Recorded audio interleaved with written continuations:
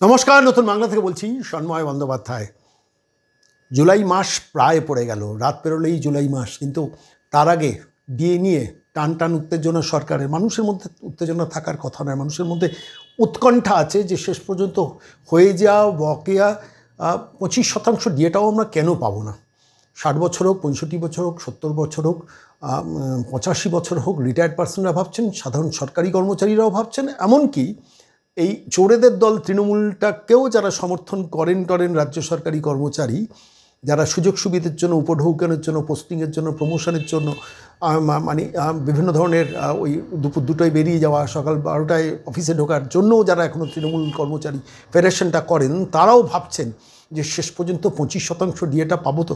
আমি এই ব্যাপারটা নিয়ে সরাসরি আইনজীবী ফিরদৌস শামীমের সঙ্গে কতগুলো বিশেষ বিষয়ে প্রশ্ন করেছিলাম সরাসরি, যে শেষ পর্যন্ত এই পুজোর ছুটি, মানে পুজোর ছুটি বলবো না, প্র্যাকটিক্যালি গরমের ছুটি চলছে। সুপ্রিম কোর্ট 14ই জুলাই খুলবে, আগামী 2 সপ্তাহ বাদে সুপ্রিম কোর্ট খুলবে, কিন্তু এর মধ্যে ডিএর ডেটটা ওভার হয়ে গেছে। ফলে তো মডিফিকেশন একটা অ্যাপ্লিকেশন করে রাজ্য সরকার চেষ্টা করছে নতুন কোনো একটা কৌশল নিয়ে যদি 1টা বছর পেছনো যায়, নির্বাচনটা ক্রস করে দেওয়া যায়, আর এই টাকাটা যদি সত্যি দিতে হয় তাহলে সুপ্রিম কোর্টে জমা দেবো। একটা কৌশল নতুন করে মনোজ সিংভির বাহিনীকে দিয়ে নিয়েছেন। কয়েকশো কোটি টাকা খরচা করে এই মামলাগুলো দিনের পর দিন এই সরকার এই কারবার করছে, এটা প্রমাণিত, সবাই জানেন। এই দলটাকে এখন ঘৃণা করা উচিত, এই দলটাকে এখন এই বাংলার মসনদ থেকে সরানো প্রত্যেকের সংকল্প নেওয়া উচিত। এই বিশ্বাসের জায়গাটা প্রত্যেকটা মানুষের মনেও এসে গেছে। ঠিক সেই প্রেক্ষিতে দাঁড়িয়ে যখন মডিফিকেশন অ্যাপ্লিকেশনটা হয়েছে, প্রতিপক্ষ কী করছেন, অর্থাৎ কনফেডারেশন কী করবেন, সংগ্রামী যৌথ মঞ্চ কী করবেন, কর্মচারী পরিষদ কী করবেন, কী করছেন, সেগুলো নিয়ে আমরা এর আগেও আলোচনা করেছি। কিন্তু আজকে আমি যে বিষয়টা নিয়ে সরাসরি ফিরদৌসকে প্রশ্ন করেছিলাম যে এই মডিফিকেশন অ্যাপ্লিকেশনটা কি আজকে 30 তারিখ আজকেই উঠবে, নাকি এই সপ্তাহের মধ্যে উঠতে পারে? গরমের ছুটির মধ্যে কোনো ভ্যাকেশন বেঞ্চে কি রাজ্য সরকার এটাকে তোলার চেষ্টা করবে?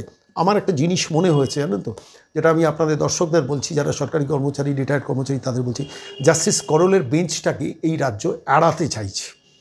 জাস্টিস চন্দ্রচূড়ের আমলে এসব অনেক কারবার মনোজ সিংভি বাহিনী করেছিল। আমি জানি, আমি আদালতের ভেতরের বিষয় নিয়ে কোনো কথা বলতে চাই না, অনেক ঘটনা আমি জানি, অনেক একদম মানে তথ্য আমার কাছে আছে, আমি সেগুলো নিয়ে কোনো একটি শব্দ বলবো না। আমি চাই না আদালতের সম্মান কোনো যেভাবে নষ্ট হোক। কিন্তু জাস্টিস করলের বেঞ্চ 2রা আগস্ট শুনবে ডিএর ফাইনাল শুনানিটা, এবং যেখানে একটা কঠিন রায় রাজ্য সরকার নিজেরাও এক্সপেক্ট করে রয়েছেন। কোনো রকমে প্র্যাকটিক্যালি কাকুতি মিনতি করে 50% থেকে 25%, জাস্টিস করল যখন বললেন যে 50% মিটিয়ে আসুন তারপর শুনবো, তখন হাতে পায়ে ধরার মতনই অবস্থা, কাকুতি মিনতি করে শেষ পর্যন্ত 25% ডিএ মেটানোর নির্দেশ দিয়েছেন জাস্টিস করল। এরা বুঝেছেন যে জাস্টিস করলের বেঞ্চে কিন্তু এই 15বার পিছনোর সুযোগ সুবিধাগুলো আর পাওয়া মুশকিল। আইন অনুযায়ী তিনি মহামান্য বিচারপতি, তিনি রায় দেবেন। ফলত তিনি যখন ইন্ডিকেশনটা দিয়েছেন যে 25% দিয়ে আসুন, এটা আমার মনে হয়েছে, আমার চিন্তাটা ভুলও হতে পারে, প্রাইমারিলি ডিএর অধিকারটাকে স্বীকার করে নিয়েই এই রায়টা দিয়েছেন। তা নাহলে কখনো ওই 25% রায়টা দিতেন না। মানে ডিএটা যে সাংবিধানিক অধিকার, মৌলিক অধিকার, এই জায়গাটা প্রাইমারিলি রাজ্য সরকারও বুঝতে পেরেছি জাস্টিস করলের বেঞ্চ থেকে পাওয়াটা একটু ডিফিকাল্ট। যার জন্য এই মডিফিকেশন অ্যাপ্লিকেশন করে 2টো কৌশল দিল। একটা কৌশল হচ্ছে টাকাটা যদি নির্বাচনে পরে দেওয়া যেতে যায়, এই একটা। 2 হচ্ছে যদি দিতেই হয় সুপ্রিম কোর্টে দেবো, যদি মামলায় আমরা জিতে যাই ফাইনালি, তাহলে ওই 25%। কিরকম নোংরা মানসিকতার এই মহিলার ভাইপো, চিন্তা করুন যে যদি আমরা জিতে যাই, অর্থাৎ রাজ্য সরকার যদি জিতে যায়, এরপরে যদি জিতে যায়, তাহলে টাকাটা আবার কর্মচারীদের কাছে, লক্ষ লক্ষ কর্মচারীদের কাছ থেকে ফেরত নেওয়াটা মুশকিল হবে। সব নানান বাহানা, এই মনোজ সিংভিকে দিয়ে এই কারবারটা দিনের পর দিন, সিংভি আর সিকবালদের দিয়ে সব করান মমতা বন্দ্যোপাধ্যায় দিনের পর দিন এই নোংরামিটা করে গেছে। তারপরেও কী কারণে আমি জানি না, 1% মানুষেরও বিশ্বাস এই দল, এই সরকার, এই নোংরা দলটার পেছনে থাকা উচিত নয় বলে বিশ্বাস করি। যাই হোক, সেটা তো অন্য কথা। কিন্তু আমার যে প্রশ্নগুলো মনে দেখা দিচ্ছে, তাহলে কি মডিফিকেশন অ্যাপ্লিকেশন উঠবে? এই ভ্যাকেশন বেঞ্চের মধ্যেই উঠবে? কন্টেম্পট নোটিশ সার্ভিস হয়ে গেছে 2 দিন আগে, রাত্রির 1:22-এর সময় সার্ভিস করা হয়েছে কনফেডারেশনের তরফ থেকে। সংগ্রামী যৌথ মঞ্চও কন্টেম্পট নোটিশ রাজ্য সরকারকে ইস্যু করছে না। আজকে যখন এই প্রতিবেদন দেখছেন, সেদিনকে কনফেডারেশনের মলয় মুখোপাধ্যায়রা সরাসরি নবান্নে যাচ্ছেন হার্ড কপি জমা দিতে। আর ওদিকে কর্মচারী পরিষদ ইতিমধ্যে রাজ্য সরকারকে কন্টেম্পট নোটিশটা পাঠিয়ে দিয়েছেন, সেটা আমাকে সন্দীপ মুখোপাধ্যায় কর্মচারী পরিষদের পক্ষ থেকে জানিয়েছেন। প্রস্তুতি একদম প্র্যাকটিক্যালি তুঙ্গের জায়গায় রয়েছে। যারা প্রতিপক্ষ শিবিরে রয়েছেন, ফিরদৌস শামীম কন্টেম্পট নোটিশ করার পরে এবার আইনি কাগজপত্র তৈরি করছেন। মানে আইনি বলতে মামলাটা, মানে কন্টেম্পট আদালত অবমাননার মামলাটা ঠোকার জন্য প্রস্তুতি সর্বাত্মক নিচ্ছেন। আমি যখন তাকে সরাসরি টেলিফোনে ধরেছিলাম তিনি স্বীকার করলেন না, সব কৌশলটা তিনি আমাকে প্রকাশ্যে জানালেন না। কিন্তু যে তথ্যগুলো, যে প্রশ্নগুলো আপনাদের তরফে, আপনারা যারা আমার এই প্রতিবেদন দেখছেন, সরকারি কর্মচারী কিন্তু অসংখ্য রিটায়ার্ড সরকারি কর্মচারী, তাদের মনের যন্ত্রণার জায়গা, মনের প্রশ্নের জায়গাটা নিরন্তর তারা বসে আছেন যে শেষ পর্যন্ত এই প্রতারক মহিলা নবান্নের 14 তলায় যিনি বসে আছেন আর তার প্রতারক ভাইপো, এই যে র্যাকেট, এই সার্কিট, এই নোংরা সার্কিটটা এই রাজ্যকে তিল তিল করে তছনছ করছেন, শেষ করছেন, কোটি কোটি টাকা আইনজীবীদের পেছনে খরচা করছে, তবুও রিটায়ার্ড সরকারি কর্মচারীদের মানুষ বলে মনে করছেন না, সরকারি কর্মচারীদের মানুষ বলে মনে করছেন না। শেষ পর্যন্ত এই জায়গাটার এই প্রেক্ষিতে দাঁড়িয়ে আইনি বিষয়টা কোন দিকে যেতে পারে? এই ছুটির মধ্যেই কি শুনানি হতে পারে? রাজ্য সরকার যে স্পেশাল লিভ পিটিশন দিয়েছেন, এক প্রশ্ন। দুই হচ্ছে কন্টেম্পট যে মামলাটা হবে, সেই মামলাটা কবে ফাইল হচ্ছে? এই সপ্তাহেই ফাইল হচ্ছে নাকি এই সপ্তাহের ঠিক শেষে, মানে আগামী সপ্তাহ শুরুতে ফাইল হচ্ছে? এরকম অনেকগুলো প্রশ্ন আমার মনে দেখা দিয়েছিল এবং এই বারবার এই প্রশ্নটা আমি বিভিন্ন আইনজীবীকে করছি। কখনো আইনজীবী বিক্রম বন্দ্যোপাধ্যায়, কখনো আইনজীবী সুদীপ্ত দাশগুপ্ত, কখনো আইনজীবী সিনিয়র আইনজীবী বিকাশ ভট্টাচার্যকে প্রশ্ন করছি, কখনো ফিরদৌসের কাছে ফিরে আসছি প্রশ্নটা নিয়ে। তার কারণ যে শেষ পর্যন্ত এই মামলার এফেক্টটা এই রাজ্য সরকারের এই মডিফিকেশন অ্যাপ্লিকেশনটা কি এফেক্ট পড়তে পারে? বিকাশবাবু তো পরিষ্কার বলে হচ্ছেন আমাকে যে দেখুন, মডিফিকেশন অ্যাপ্লিকেশনে আলটিমেটলি ওদের মূল মামলাটা আরও দুর্বল হলো এবং হওয়াটাই স্বাভাবিক। আজকে আমি যে প্রশ্নগুলো আমার মনে এসছে বা আপনারা আমাদের নিরন্তর ফোন করে যে তথ্যগুলো দেন, এবং আপনাদের কাছে বলা রইল আপনারা ফোন করে আমাদের তথ্যগুলো দেবেন। আপনারা যদি সরকারি কর্মচারী হন, বিভিন্ন ধরনের প্রতারণা, আপনাদের সঙ্গে যে নোংরামি আমি দেখিয়েছিলাম 82 বছরের একজন বৃদ্ধকে কীভাবে ওয়েস্ট বেঙ্গল হেলথ স্কিমের থেকে টাকা দেওয়া থেকে প্রতারণা করা হচ্ছে। আমরা এই লড়াইগুলো লড়বো। আমরা তথ্যের অধিকার বলে সরাসরি রাজ্য সরকারকে এই আপনাদের দেওয়া এই তথ্যগুলো নিয়ে প্রশ্ন তৈরি করছি। এই সপ্তাহ থেকে আমাদের রাইট টু ইনফরমেশন অ্যাক্টে রাজ্য সরকারকে সরকারি কর্মচারীদের বিভিন্ন অধিকার সম্বন্ধে আমরা প্রশ্ন পাঠাচ্ছি। উত্তর না দিলে আদালত পর্যন্ত রাজ্য সরকারকে নিয়ে যাব। এটুকু বলে আমি আজকে সরাসরি এই মডিফিকেশন অ্যাপ্লিকেশন প্রতিপক্ষের আদালত অবমানন মামলা কবে উঠছে, কখন উঠছে, কবে ফাইল হচ্ছে, সব প্রশ্নগুলো আমি ফিরদৌসকে করেছিলাম। আপনাদের পক্ষ থেকে আইনজীবী ফিরদৌস শামীম, যিনি কনফেডারেশনের আইনজীবী, কি বলেছেন আমার প্রত্যেকটা প্রশ্নের উত্তরে এখন শুনুন। মামলা কি মেনশন হবে? মানে মেনশন হবে বলতে ডিএ মামলা যে স্পেশাল লিভ পিটিশন যেটা ফাইল করছে রাজ্য সরকারের পক্ষ থেকে, যে টাকা দেওয়ার টাইমটা এক্সটেন্ড করা হোক, সুপ্রিম কোর্টে টাকা জমা করবো, এইসব বাহানা যেগুলো করেছে, সেখানে যদি সুপ্রিম কোর্টে মেনশন করে তাহলে সেই মেনশনটা কি সঙ্গে সঙ্গে অপোজিশন, মানে আপনারা যারা ডিএ মামলাটা প্র্যাকটিক্যালি এই লড়াইটা দীর্ঘদিন ধরে লড়ছেন, আপনাদের সঙ্গে কি আপনাদের কাছে কি সঙ্গে সঙ্গে নোটিফাইড হবে? না দেখুন, যদি মেনশনিং করা মানেই যে মেনশনিং অ্যালাউ হয়ে গেল এরকম ভাবার কোনো কারণ নেই। যদি মেনশনিং অ্যালাউ হয় তাহলে খুব স্বাভাবিকভাবেই যখন মামলা লিস্টে আসবে, যদি লিস্টে আসে অবভিয়াসলি আমরা দেখতে পাবো। ফলে এই নিয়ে কোনো সন্দেহ নেই যে লুকিয়ে লুকিয়ে ইন্টারলোকেটরি অ্যাপ্লিকেশনের নির্দেশ নিয়ে চলে আসবেন, এটা হয় না। আপনি যাই করুন না কেন, সেই মডিফিকেশন অ্যাপ্লিকেশন করেছেন, সেটা যে লুকিয়ে লুকিয়ে করে আপনাকে লুকিয়ে লুকিয়ে অর্ডার দেবে এরকম কোনো ভাবার কোনো কারণ নেই। আমরা যখন লিস্টে মামলাটি আসবে আমরা অবশ্যই জানতে পারবো এবং আমরা অবশ্যই এটা অপোজ করবো। এবং শুধু তাই না, আমরা তার আগে চেষ্টা করব যে যাতে আমাদের যে কন্টেম্পট অ্যাপ্লিকেশন, সেই কন্টেম্পট অ্যাপ্লিকেশনটি মুভ হয়। এবং শুধু তাই না, মহামান্য বিচারপতিরা যে নির্দেশ দিয়েছেন সেই নির্দেশ যেহেতু সময়কাল পেরিয়ে গেছে, সেই নির্দেশ যাতে কার্যকরী হয়। তার কারণ খুব পরিষ্কার, রাজ্য সরকার যে অ্যাপ্লিকেশনে যে সমস্ত কথাবার্তা বলেছে যে আমরা আদালতে টাকা জমা রাখবো, প্রথম কথা সুপ্রিম কোর্ট মনে করেছেন যে এই এই ডিএটা কর্মচারীদের প্রাপ্য, তাই আদালতে জমা করার নির্দেশ দেননি, সরাসরি কর্মচারীকে দিতে বলেছে। তার কারণ সুপ্রিম কোর্ট বুঝতে পেরেছেন যে ডিএ রাজ্য সরকারকে দিতেই হবে। এখন সুপ্রিম কোর্ট শুনবেন যে এটা মৌলিক অধিকার হবে কি হবে না সেই রেসপেক্টে শুনবেন হয়তোবা, কিন্তু এটা যে সাংবিধানিক অধিকার, এটা যে আইনসঙ্গত অধিকার, কারণ রোপারুল 2009 নির্দিষ্টভাবে আন্ডার আর্টিকেল 309 সেটা ফ্রেম হয়েছিল, ফলে এটা সাংবিধানিক অধিকার, আইনসঙ্গত অধিকার। এই অবস্থায় দাঁড়িয়ে ডিএ মৌলিক অধিকার হবে কি হবে না সেইটুকু শুধুমাত্র সুপ্রিম কোর্ট শুনবে।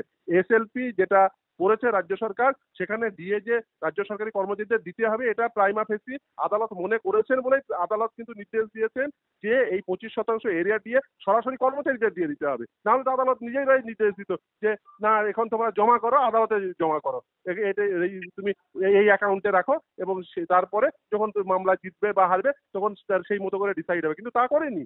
সুপ্রিম কোর্ট নির্দিষ্টভাবে নির্দেশ দিয়েছেন মানে সুপ্রিম কোর্ট বুঝেছেন এটা কর্মচারীদের প্রাপ্য, এতদিন ধরে বঞ্চিত করে রেখেছেন বলেই এরিয়ার 25% সেটা রিলিজ করে দিতে বলেছেন। ফলে এখন এই মুহূর্তে মামলাটি এটি দাঁড়িয়ে নেই যে রাজ্য সরকারি কর্মচারীদের এই টাকা ফেরত দিতে হবে নাকি এই টাকা তাদের ওই অ্যাকাউন্টেই থাকবে বা তারাই পেয়ে যাবে, এই জায়গায় মামলাটি নেই। কারণ সুপ্রিম কোর্ট প্রাইমা ফেসি মনেই করেছেন যেটা কর্মচারীদের প্রাপ্য, রাজ্য সরকার এতদিন ধরে বঞ্চিত করেছে। আমার কয়েকটা ছোট ছোট প্রশ্ন আছে ফিরোজ দা। ডিএ মামলার প্রেক্ষিতে দাঁড়িয়ে তার আগে আমি একটা সংশোধন করে নিই। আমি বলেছিলাম 1 তারিখ নয় 30 তারিখ প্র্যাকটিক্যালি সোমবারই সুপ্রিম কোর্টে হয়তো ছুটির মধ্যে মেনশন করতে পারে এবং সেক্ষেত্রে আপনারা মেনশন করবেন। মেনশন দেখুন এখন মেনশনিং দুভাবে হয়, একটা হচ্ছে রেজিস্ট্রির কাছে মেল করে আর একটা হচ্ছে সরাসরি আদালতে। তাহলে এই যে এখন মানে কিভাবে তারা মেনশন করবেন বা আদৌ করবেন কিনা নাকি একটা অ্যাপ্লিকেশন করে শুধুমাত্র কন্টেম্প থেকে বাঁচতে চাইছেন, মানে এই পুরো বিষয়টি যখন তারা এটা একটা নতুন অ্যাঙ্গেল আপনি বললেন যে কন্টেম্প থেকে বাঁচার জন্য এই অ্যাপ্লিকেশনটা করার চেষ্টাও করতে পারে।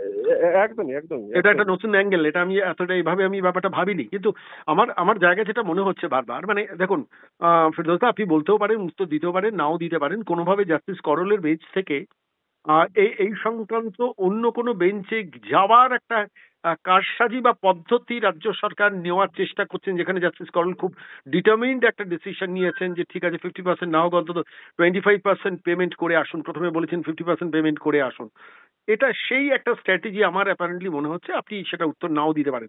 আমার পরবর্তী প্রশ্ন যেটা মূল প্রশ্ন সেটা হচ্ছে যে কন্টেম্পট পিটিশন আপনারা করেছেন, মানে কনফেডারেশনের পক্ষ থেকে করা হয়েছে, অন্যান্য সংগঠনের পক্ষ থেকেও হয়তো করা হয়েছে। এবার প্রশ্নটা আপনার কাছে এখানে যে কনফেডারেশনের পক্ষ থেকে যেহেতু আপনি একদম সেদিনকে রাত্রি 1:22-এর সময় কন্টেম্পট পিটিশন করেছেন আর তারপরে এরা মডিফিকেশন অ্যাপ্লিকেশন করেছেন, তাহলে তো আমি বলছি যদি নতুন কোর্টে কিছু ওঠে তাহলে তো প্রায়োরিটি হিসেবে যেহেতু আপনারা আগে কন্টেম্পট পিটিশন করেছেন সেটাই বিবেচনার আওতায় আসা উচিত নয় কি?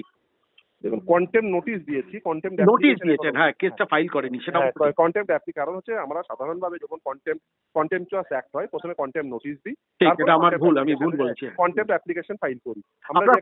আপনারা কবে সুপ্রিম কোর্টে মানে কন্টেম্পট কেসটা ফাইল করবেন? আমরা যেহেতু নোটিশ দিয়েছি খুব নোটিশ দিয়েছি বাই মেল, আমরা আগামীকাল ফিজিক্যাল কপি দেব।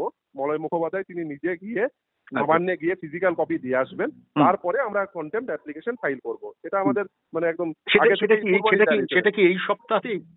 যে আমি যেহেতু একটা সপ্তাহ সময় সাধারণভাবে দেওয়া হয়, আপনারা 1 সপ্তাহ সময় দেবেন। আপনারা এটা সম্ভবত ফাইল করেছিলেন 27 তারিখ মধ্যরাতে বা 26 তারিখ মধ্যরাতে, দুবার মেল পাঠিয়েছি। 27 তারিখ দুপুরবেলা 12টার সময় একটা করেছেন, 12:35 করেছেন। হ্যাঁ একদমই। ফলে আমরা দুবার মেল পাঠিয়েছি এবং শুধু তাই না, তার আগে অর্ডার কমিউনিকেশন করেছি। সোমবার ফিজিক্যাল কপি সরাসরি নবান্নে গিয়েই দিয়ে আসবেন মলয় মুখোপাধ্যায়রা। তারপরে আমরা তাহলে ধরে নিতে পারি যে 7 তারিখ আপনারা সুপ্রিম কোর্টে কন্টেম্পট কেসটা ফাইল করছেন। কিন্তু সাধারণভাবে কন্টেম্পট যেহেতু মানে এখন গ্রীষ্মকালীন অবকাশ যেহেতু রয়েছে এবং গ্রীষ্মকালীন ছুটি রয়েছে, ফলে খুব স্বাভাবিকভাবে রেগুলার কোর্ট হবে, তারপরেই সেটা সাধারণভাবে আসে আদালতে। না আমি বলছি 14 তারিখ সুপ্রিম কোর্ট খুলছে। আমার প্রশ্নটা আপনি একটু বুঝুন। 14 তারিখ সুপ্রিম কোর্টের 14 তারিখ খোলার আগেই কি কন্টেম্পটের কেসটা ফাইল করবেন? আমরা সেটা চেষ্টা করি। এখনো ফাইনাল বলছেন না, ঠিক আছে, আপনাদের তো কিছু কৌশল থাকতেই পারে।